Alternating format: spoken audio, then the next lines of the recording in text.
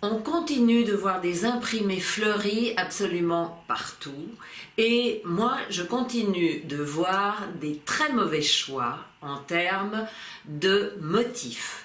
On a trop tendance à choisir des petites fleurs qui sont un peu ringardes, les couleurs ne vont pas ensemble. Alors, pour essayer de choisir quelque chose qui soit vraiment artistique, valorisant et original, je vous propose de vous montrer véritablement ce qui pourrait vous convenir. Par exemple, si vous n'aimez pas des couleurs trop multiples, vous pouvez choisir 3 couleurs, pas plus, comme ça par exemple. Il n'y a que du marine et du bordeaux, petite touche de noir et blanc, et le motif est minimal.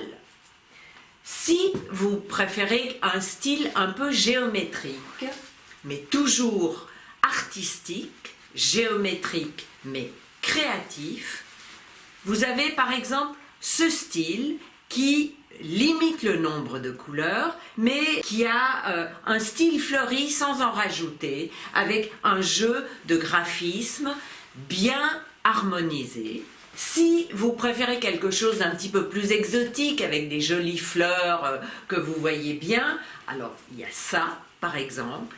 Les couleurs sont limitées, les motifs suffisamment grands pour pouvoir la jouer un petit peu joyeux, exotique, même folklorique, mais pas trop. Donc vous éteignez cette prolifération avec un bas noir, par exemple, une jupe ou un pantalon noir, et vous le mettez en valeur. Si vous préférez le vintage, ça c'est une soie avec un dessin très bien posé, bien harmonisé en termes de nuances de couleurs et qui est totalement figuratif. Vous avez enfin des petits hauts un petit peu glamour qui peuvent vous donner un style en soirée, comme celui-ci. Il joue le côté vintage, mais il est un petit peu plus moderne, avec un minimalisme, encore une fois. Le nombre de couleurs est toujours assez limité, on est dans le rouge et vert. Et pour terminer, en t-shirt, on peut également jouer des fleurs un peu artistiques. C'est le fuchsia qui est dominant,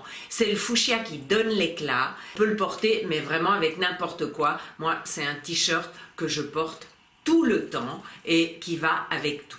Voilà concrètement comment vous pouvez piloter votre goût de façon à ne pas tomber dans les travers de petites fleurettes qui font un peu vieillot et qui ne flattent pas véritablement ni le teint ni l'allure. Donc des fleurs importantes, des jeux artistiques, donc on n'identifie pas trop bien, et un nombre de couleurs limité.